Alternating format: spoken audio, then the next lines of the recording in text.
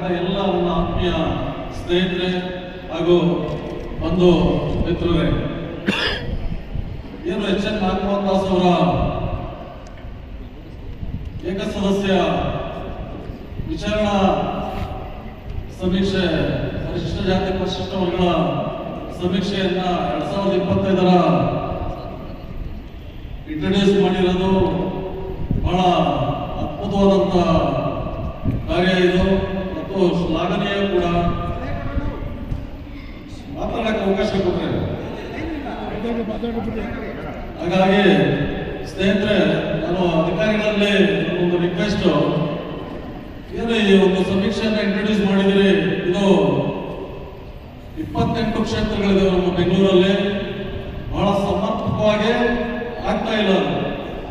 ಯಾಕೆ ಅಂತಂದ್ರೆ ಕೆಲವ್ರನ್ನ health issues ಇರೋರ್ನ ಏನು ಎಲಿಮಿನೇಟರ್ಸ್ ಡೆಬಿಟ್ ಮಾಡಿದ್ದಾರೆ.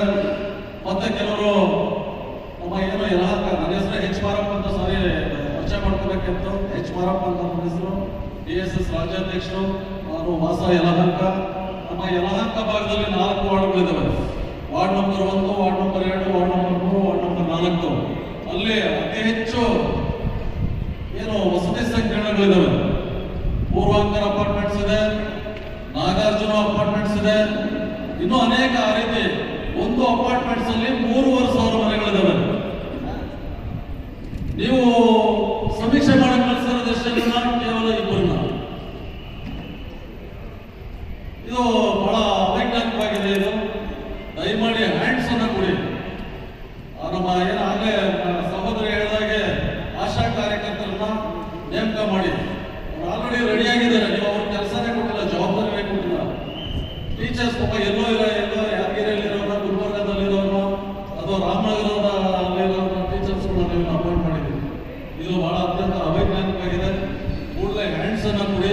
ಮತ್ತೆ ಈ ಅವಧಿಯನ್ನ ಏನು 20 ಜೂನ್ 1ರವರೆಗೂ ವಿಸ್ತರಣೆ ಮಾಡಿದ್ರೆ ಇದು ಸಾಕಾಗ್ತಾ ಇಲ್ಲ. ಇದು ದಯಮಾಡಿ ನಾಗಮೋಹನ್ ದಾಸ್ ಸಾಹೇಬರಿಗೆ ಮನವಿಯನ್ನ ಸರ್ಕಾರದಿಂದ ಕಾನೂನು ಸಂಘಟನೆಗಳನ್ನು ಮನವಿಯನ್ನು ಮಾಡ್ಕೊಳ್ತೀವಿ. ಇದು ದಯಮಾಡಿ ಸಾಕಾಗ್ತಾ ಇಲ್ಲ ಕಾಲಾವಕಾಶ, ಇದನ್ನು ವಿಸ್ತರಣೆ ಮಾಡ್ಬೇಕಂತ ಹೇಳ್ತೀನಿ.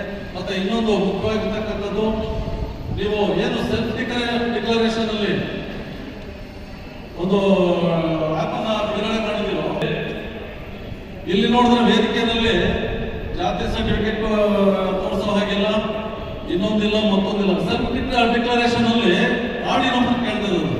ಅದನ್ನ ಯಾಕೆ ನೀವು ಇನ್ಕ್ಲೂಡ್ ಮಾಡಿದ್ರೆ ಅದನ್ನ ದಯಮಾಡಿ ಡಿಲೀಟ್ ಮಾಡಿ.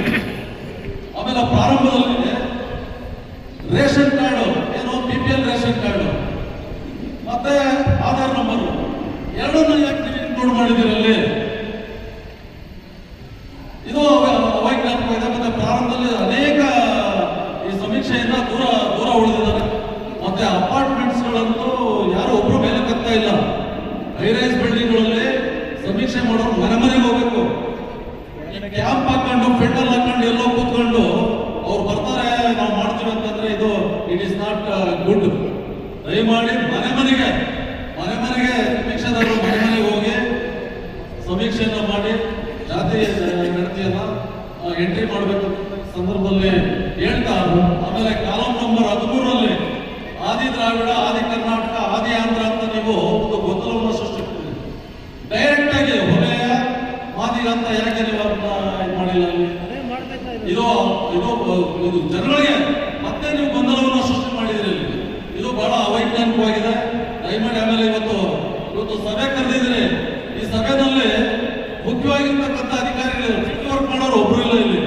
ಇವತ್ತು ಜಾಯಿಂಟ್ ಕಮಿಷನರ್ಗಳು ಬರ್ಬೇಕಾಗಿತ್ತು, ಆಮೇಲೆ ROs ಬರ್ಬೇಕಾಗಿತ್ತು, AROs ಬರ್ಬೇಕಾಗಿತ್ತು. ಎಲ್ಲಿದ್ದಾರೆ ಅವರೆಲ್ಲ? ಫೀಲ್ಡ್ ವರ್ಕ್ ಮಾಡೋರು ನೀವು ಸಭೆ ಕರೀದೆ, ಅಲ್ಲಿ ನೀವು ಮಾತ್ರ ಇಲ್ಲಿ ಕೂತಿದ್ರಿ. ಇಲ್ಲಿ ಅವ್ರನ್ನ ಸಭೆ ಕರಿಬೇಕಾಗಿತ್ತು. ಅವ್ರು ಎಲ್ಲೋ AC ಚೇಂಬರ್ಗಳಲ್ಲಿ ಕೂತ್ಕೊಂಡು ಯಾರೋ ಹೆಲ್ತ್ ಇಶ್ಯೂಸ್ ಇರೋರು ನೀವು ಸಮೀಕ್ಷೆ ಮಾಡಕ್ ಕಳಿಸಿದ್ರೆ ಎಷ್ಟರ ಮಟ್ಟಿಗೆ ಇದು ಊರ್ಜಿತ ಆಗ್ತದೆ? ಇದು ಇಟ್ ಈಸ್ ನಾಟ್ ಗುಡ್. ಇದು